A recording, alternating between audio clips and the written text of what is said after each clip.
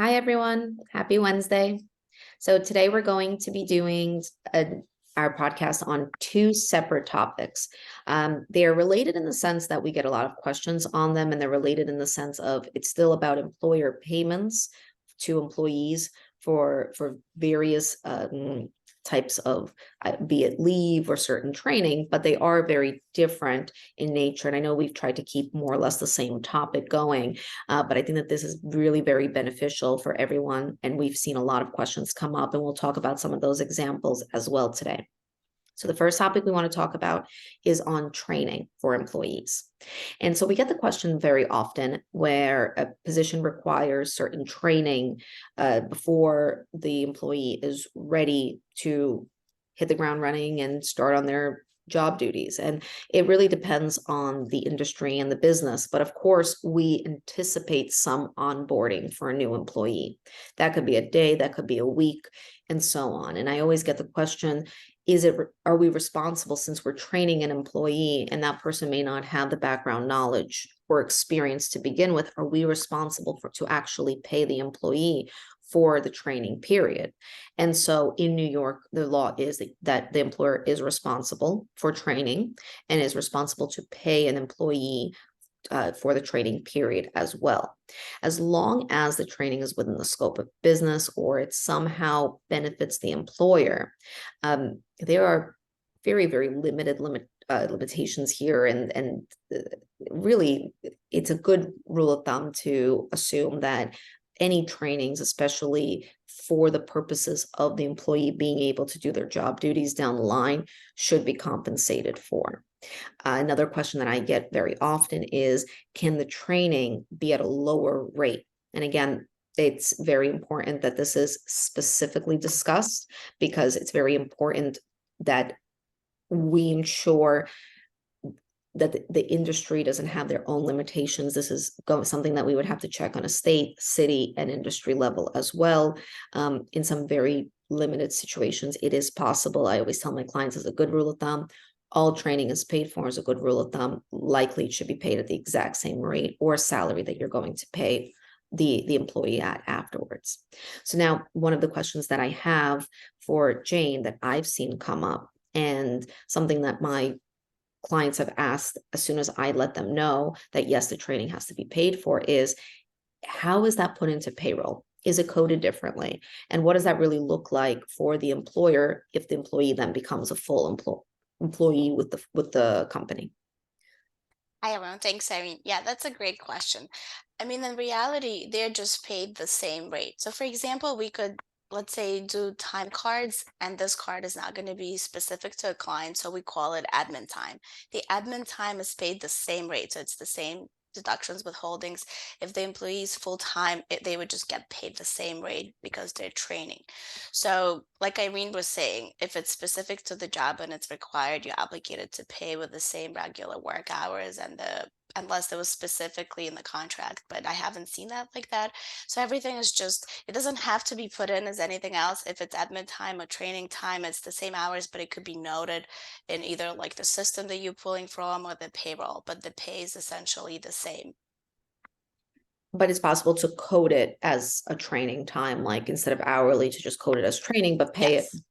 Yes. And that's a question that I get asked all the time by my clients, is Yeah, so can you basically we somehow could code it. specify that? Yeah, And absolutely. then and then something else I did want to mention, since we are on this topic, is always to make sure, and I know that we go back to this almost weekly every time we do this podcast, just to make sure that it's also something that you have in writing, because any sort of training that you might have, especially if you are coding it as training on the payroll pay stub, should match any writing that you have. If, for example, training is going to be for 30 days and you're going to change then the employee to hourly status if they make it through the 30-day training period, if you're going to consider this probationary period or so on, just to make sure that there's a writing to back that up as well, and that you don't just continue coding it as training moving forward without actually any writing there. And so, just going further on this topic, some other questions that I get asked very often are about promotions, and not so we're just moving a little bit off the topic of training, but typically still within the same realm. So let's say that there's a promotion opportunity available for, let's say, a management position, but the employee may not have a certain certificate course for it. They may not have an associate or a bachelor degree that may be required for that promotion, but they've been there for a long time and they're probably the best person for the job. You don't have to look for anybody else.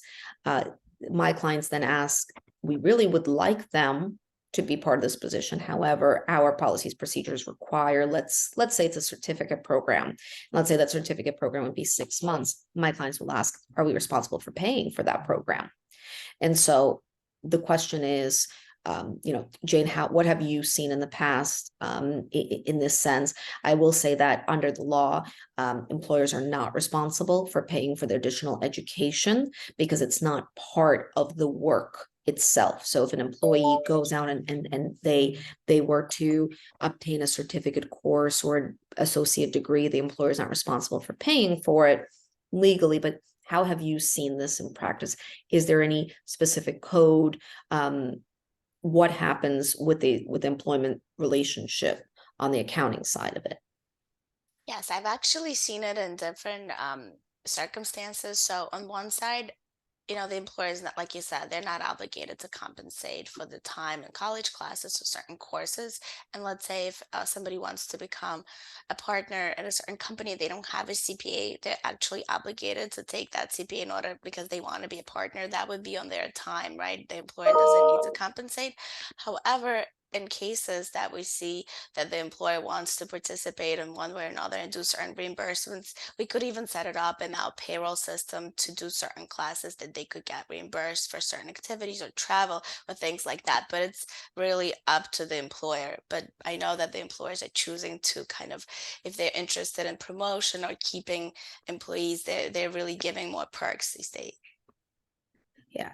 And again, I know it's I say this every single time. Now I'm saying this for the second time during the same podcast, but it is really important that there's an outline for what the company will pay for.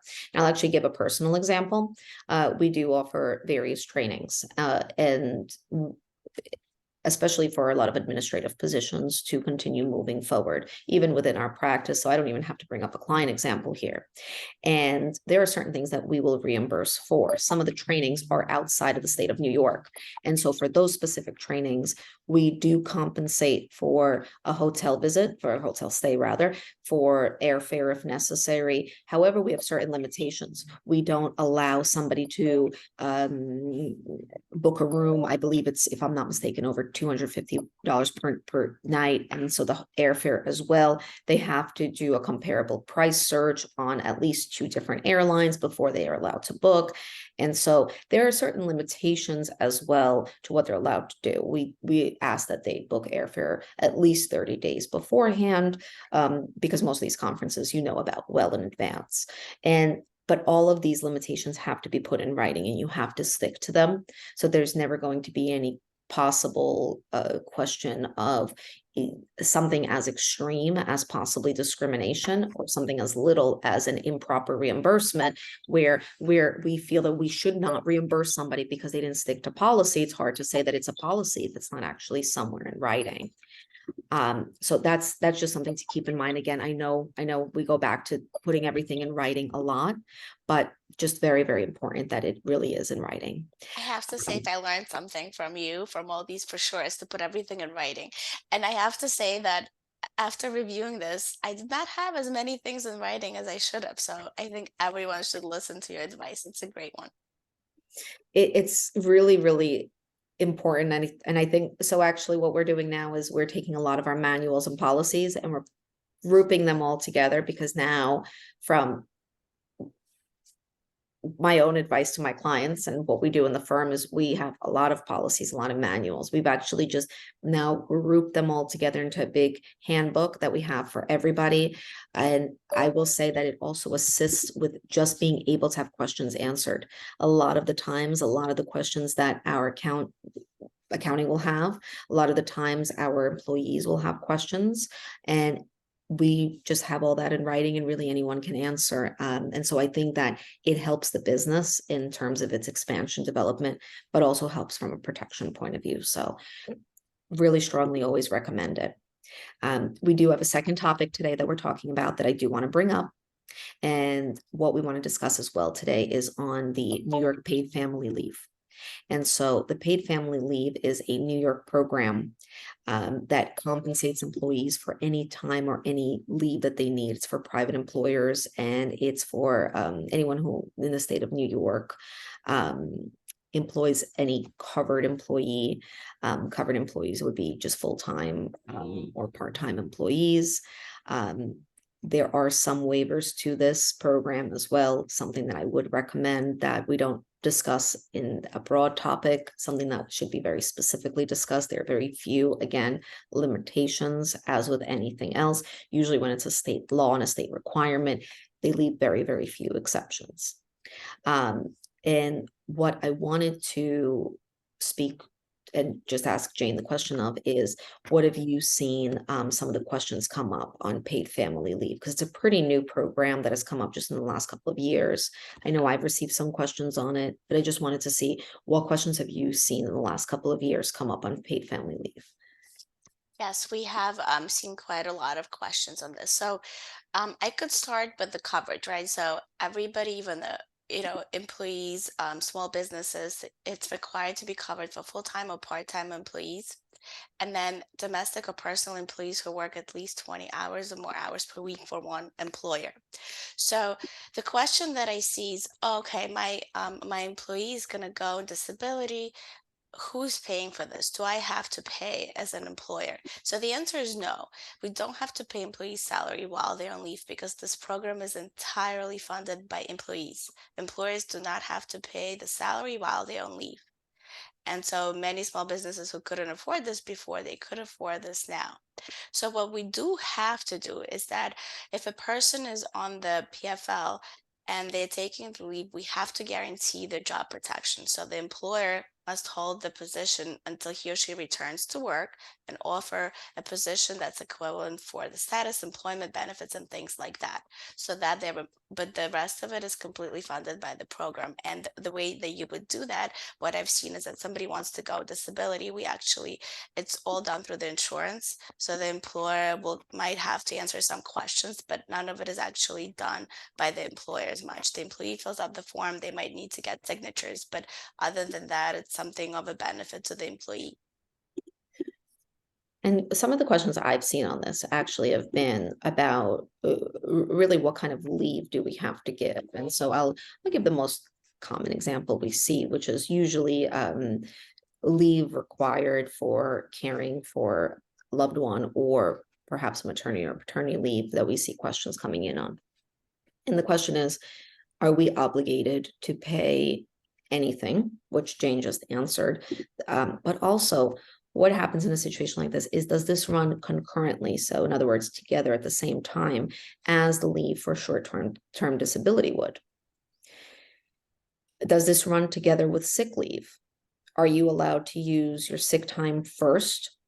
Are you allowed to use your paid family leave first? Or can a company first require that an employee uses their sick time before using the New York paid family leave? So I say, as a good rule of thumb, and again, as always, there's always some exceptions. I do always recommend to review everything individually, just because also there could be some industry specifics, there could be some specifics to the situation. No one's taking the same exact leave from company to company, or even from person to person in the same company. No one's taking the exact same leave for the exact same reason.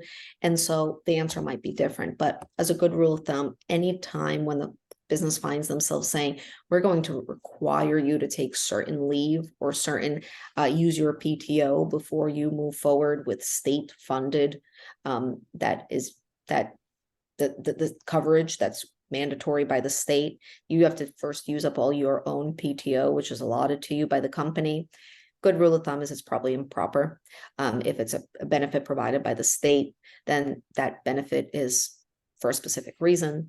And it's, again, good to assume that the state would have wanted you to have provided this leave separately. Now, the next question would be, what about short-term disability? Technically also provided by the state, as is New York paid family leave. are you allowed to require that if somebody's on New York paid family leave for 6 weeks, that would be the same 6 weeks as short-term disability? Not something that employers should decide, and not something that we really can answer. Both are state programs, and both we leave entirely up to the state. And I know that as an employer, a lot of the times the question is, well, how much temporary coverage am I looking for? So if someone could receive, let's say, their 1 week of sick time, 6 weeks of short-term disability, and then receive certain pay and coverage under the paid family leave program, how much time should I find an employee for? It's not something that the employee can tell you at the time when they request leave, nor is it something that the employer should be asking of the employee.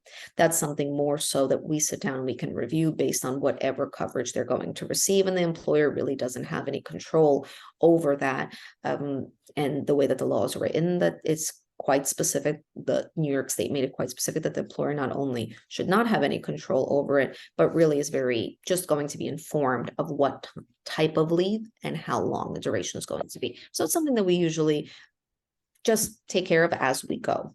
And if you need more temporary help, and you receive some updates from the state that you're going to, the leave will be extended to say 12 weeks, that's something that we just work with our clients just to make sure that they have the temporary help that they need, and that it's all being continued to be properly coded in the system. Something that we would work with Jane on, just to make sure that everybody is being paid appropriately, correctly. And I know that a topic that we haven't discussed yet, but something that we could put on our list is temporary employees. Since we're talking about that temporary coverage, it does bring up the point of, well, what happens there? What documents do you have to have for a temporary employee? How do you pay an employee who's, let's say, sent from a temp agency, or just somebody that you've hired as seasonal? Definitely an interesting topic for how that's coded, but ties back into what we were talking about here today. So as always, if there are any questions on anything that we talked about, these two more or less unrelated topics, but still having to do with that employer-employee relationship, please feel free to reach out to either Jane or I, and we're always happy to help with any questions. Thank you so much, everyone. Thank you.